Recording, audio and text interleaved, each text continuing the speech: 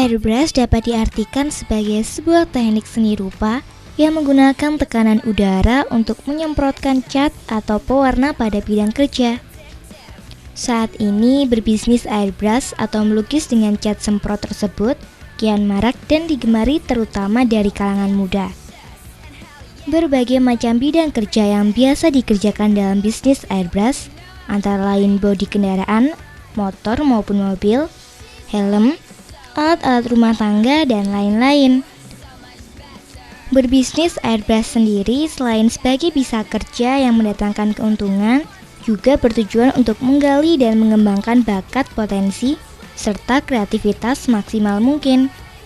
Karena untuk memperoleh hasil yang maksimal, memang diperlukan kreativitas dan imajinasi yang tinggi.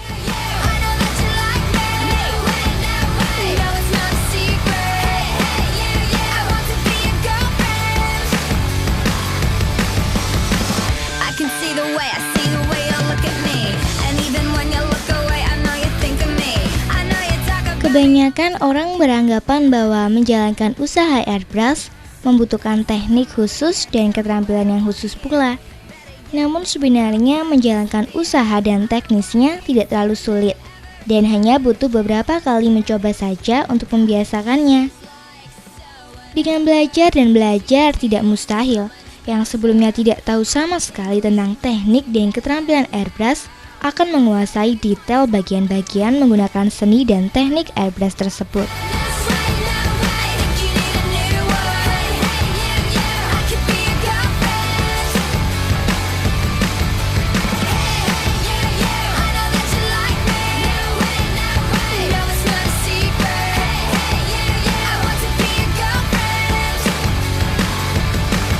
Airbrush memang digunakan untuk mempermudah sekaligus mempercepat pengecatan. Misalnya ketika pakai kuas, mau tidak mau waktu pengeringan agak lama karena sapuan kuasnya cukup tebal.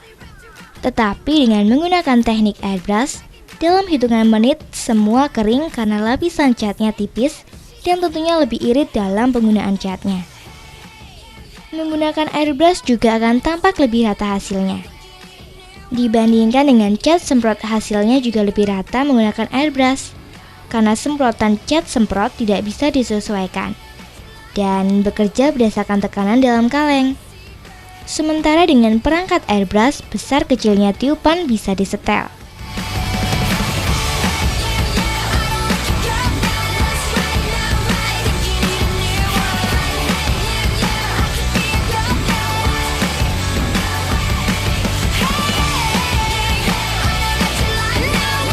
Untuk perangkat airbrush sendiri, terutama dalam model kit, terbagi menjadi dua jenis, yaitu single action airbrush.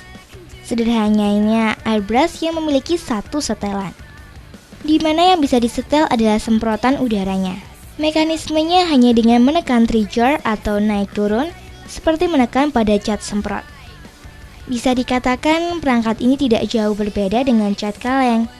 Perbedaannya karena catnya bisa menggunakan cat terpisah atau botolan yang mungkin jatuhnya akan lebih murah saja.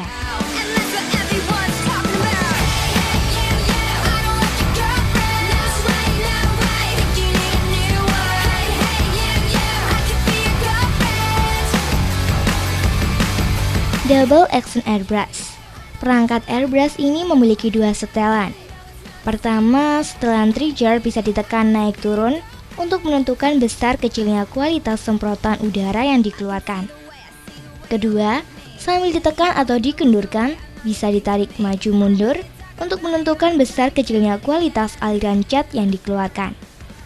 Di airbrush double action ini, kalau cuma ditekan atau dilepas naik turun, yang keluar hanya besar kecilnya semburan udara. Tapi kalau sudah ditekan atau dilepas naik turun sembari ditarik atau diulur maju mundur, akan terasa keluar besar kecil semprotan udara sekaligus besar kecilnya semburan cat.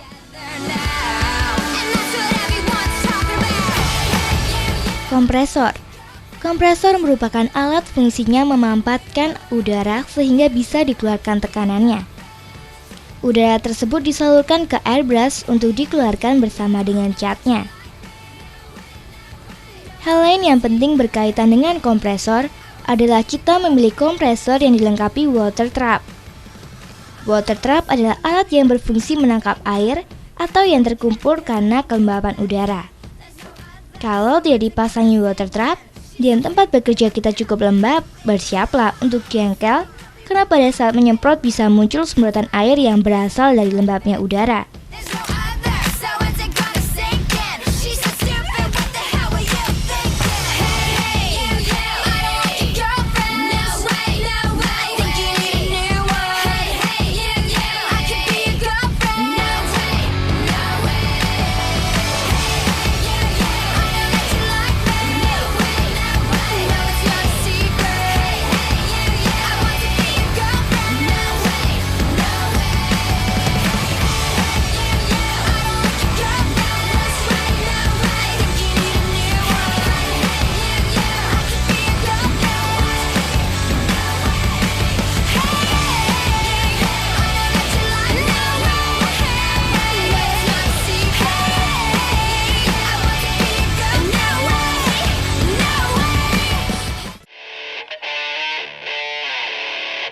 Selama ini kita mengetahui seni lukis airbrush umumnya banyak digunakan pada media kendaraan atau hiasan kaca.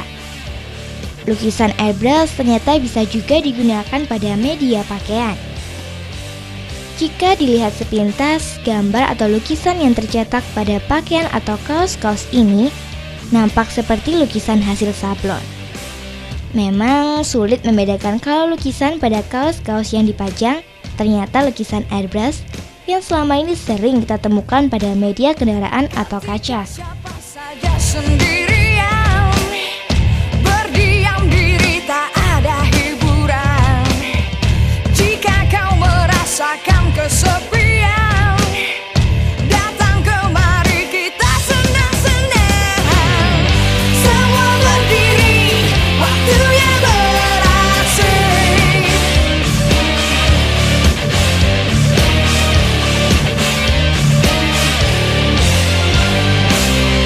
Penindasan kekerasan gak zaman, kami datang membawa perdamaian.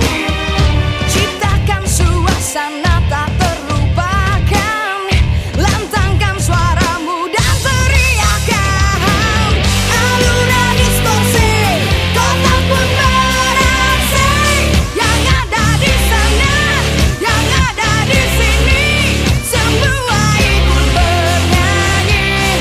Hey, yang datang di sini, jangan bikin Airbrush boleh jadi menyingkir dari wilayah digital, namun perannya di benda sehari-hari makin merajalela. Jika awalnya pada 1990-an di Indonesia, airbrush lebih digunakan untuk mengambari badan kendaraan, sekarang airbrush bisa menggambari apa saja, dari baju, poster, telepon genggam, komputer jinjing, papan selancar, singkatnya apapun yang terfikirkan termasuk tubuh kita sendiri.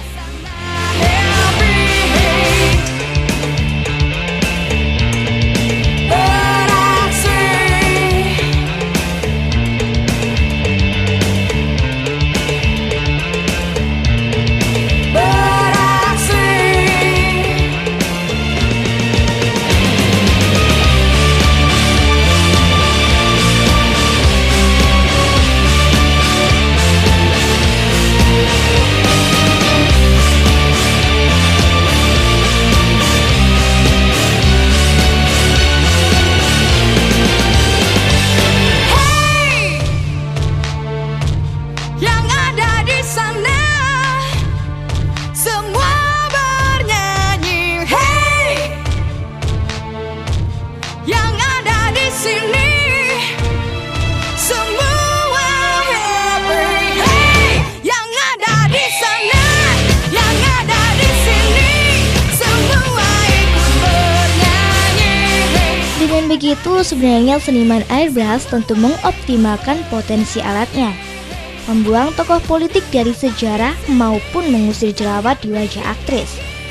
Tentu bukan potensi utama airbrush, karena pada akhirnya yang terlihat adalah fotonya, bukan gambar airbrushnya. Pada lukisan atau mural berbahan campuran, airbrush kadang juga digunakan untuk menambah kualitas karya.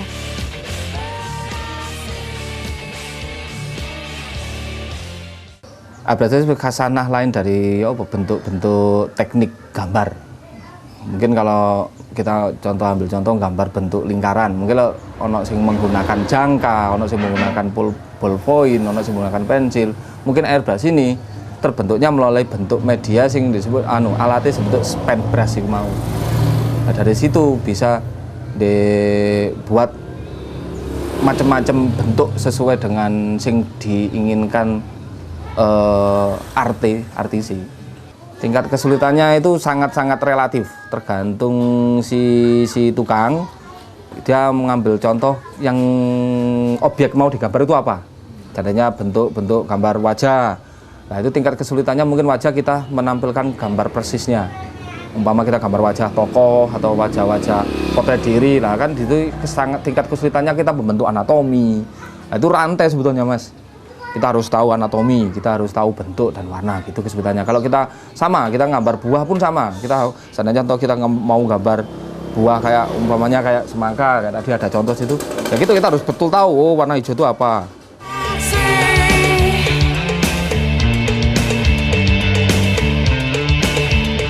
Namun hanya sebagian orang yang bisa mengenali di sisi gambar yang mana teknik airbrush itu digunakan. Semuanya dari foto, majalah sampai lukisan adalah benda 2 dimensi. Sementara airbrush mampu menggambari benda 3 dimensi jauh lebih baik dari alat lain. Mungkin itu pula yang membuat gambar airbrush lebih nyata dan menyala di badan kendaraan atau tubuh manusia. Ada kontras yang nyata antara tekstur dan warna penampang gambar dengan gambar airbrush sendiri. Sehingga di benda-benda 3 dimensi, gambar airbrush tampil lebih jelas.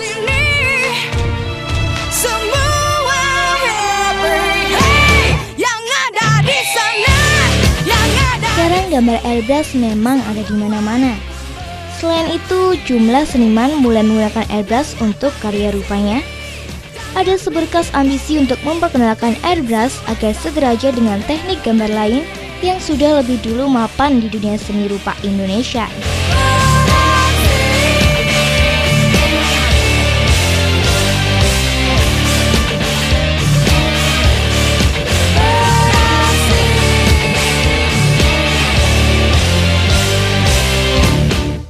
Tingkat kepuasan, Mas ya. Ya jujur aja, kalau tingkat kepuasan satu.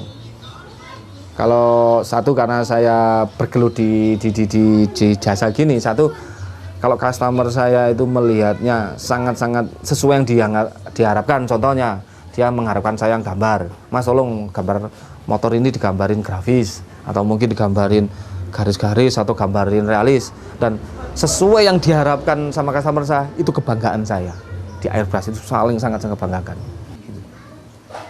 Kalau peminatnya, Mas? Peminatnya lah, kalau kita ngomong peminat airbrush, ya karena berangkatnya otomotif, justru di kalangan anak-anak muda itu sangat-sangat sekali, terutama di Malang. Di Malang ini hampir kalau kita nongkrong setiap malam minggu kayak di mana, di Soekarno-Hatta, di Tugu, lah hampir banyak motor-motor yang memakai sentuhan-sentuhan airbrush. Lah karena airbrush itu sendiri sudah banyak dikenal orang di otomotif, mungkin tukang-tukang airbrush di Malang mulai kreatif, ada yang menginjak ke media kaos tuh.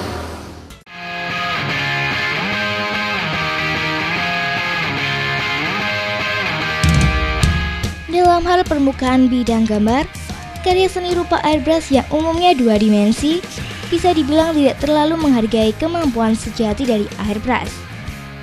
Airbrush dalam karya seni rupa 2 dimensi akan jatuh pada kesetaraannya dengan teknik gambar lainnya. Di titik ini, airbrush pada produk 3 dimensi termasuk di badan kendaraan jadi tampak lebih menguasai bendanya. Namun dalam karya airbrush yang menghias produk 3 dimensi itu, gambar-gambar yang ada cenderung hanya menggambari suatu bidang 3 dimensi. Apa yang digambar biasanya tak memiliki hubungan dengan hakikat bendanya. Dalam hal ini, keberadaan benda dari klep mobil, helm, sisi luar layar komputer jinjing jadi serupa dengan kanvas pada lukisan 2 atau 3 dimensi mereka hanyalah sebuah bidang gambar. Mungkin banyak orang yang ngomong bahwa kaos adalah memakai water base. Betul, memang water base, aman lingkungan. Tapi ingat, karena kaos ini memakai sistem yang berbasic cat sablon, dan sablon banyak menggunakan bahan rubber. Pada waktu cat kita tuangkan di sini memang bagus. Terus kedua, setelah proses ini cat ini kering, pengangkatan air yang tinggal adalah rubber. Nah, kalau rubber sudah kita hirup, ya sama aja kita menghirup karet, Mas. Sama, kita mengairbrush kaos pun ventilasi harus bagus. Sama. Kalau itu sisi negatifnya. Sisi kesenangannya itu tadi, setiap tukang airbrusher dimanapun karyanya dipapang pasti bangga.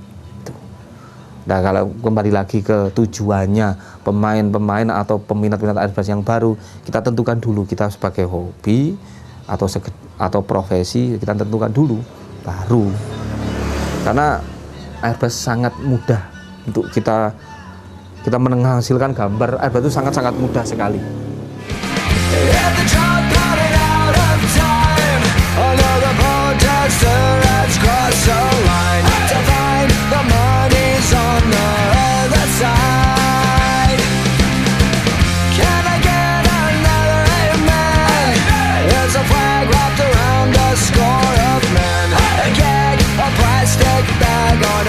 Di tanah air, masuknya airbrush bersamaan dengan masuknya seniman dari Belanda selama penjajahan, meskipun belum ada data yang akurat mengenai hal itu.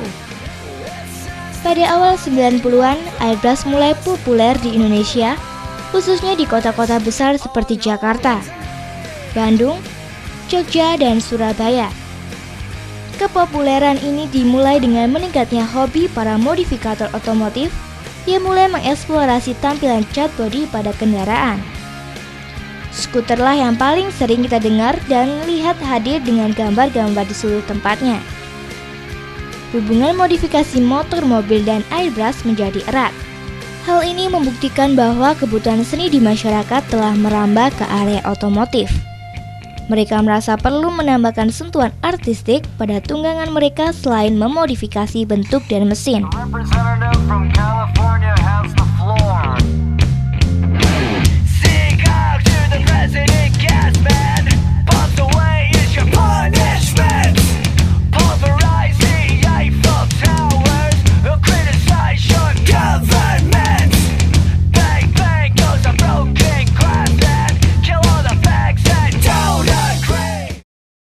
Kalau tingkat kelebihannya mungkin dari sisi tukang itu bisa mengaplikasi banyak warna dan banyak bentuk. Lah di situ nilai kesenangannya secara nilai kepuasan tersendiri gitu loh. Bisa menampilkan dari gambar yang sebetulnya 2 dimensi ini, begitu kita bisa istilahnya kalau saya mengatakan itu kena, dalam arti kena itu secara warna kena, bentuk warna kena. Nah, bisa menghasilkan yang kesannya 3 dimensi. Itu yang saya maksudkan dengan kepuasan atau kesebihan sendiri dari gambar itu sendiri. Nah, kalau kaos sangat-sangat simpel, Kita menaruh kaos saja di tempat yang mungkin perlu kita datar atau pakai triplek, atau mungkin kita ada teman saya itu saya punya teman, dia sangat simpel. Jadi pakai triplek lembaran, terus pakai pines gitu aja. Langsung kita gambar aja. Kalau pengetahuan saya gini, kalau kita secara karya, ya kita karena sebagai orang Indonesia kita harus bangga sekali. Memang tidak kalah kok. Ada contoh-contohnya di Jogja dan Solo, itu di sana banyak maestro-maestro airbrush yang karyanya menurut saya itu hiperrealis.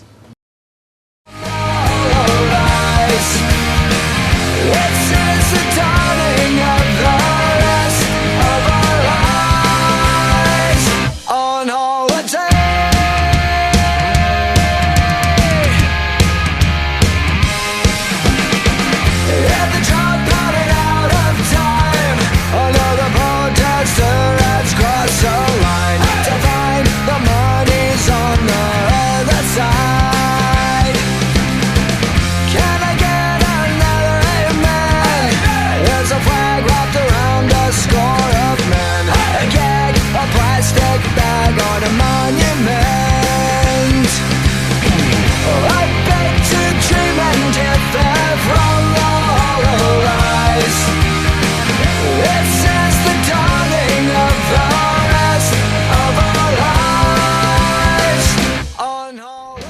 sebagian besar masyarakat Indonesia mengenal airbrush melalui perkembangan dunia modifikasi otomotif, airbrush sesungguhnya telah digunakan di Indonesia jauh sebelum itu.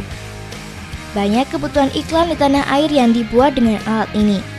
Begitu pula dalam pengkoreksian foto-foto, yang mungkin jarang kita perhatikan, yaitu airbrush digunakan dalam produksi massal di pabrik-pabrik untuk pengecatan mobil, motor, mainan, dan lain-lain.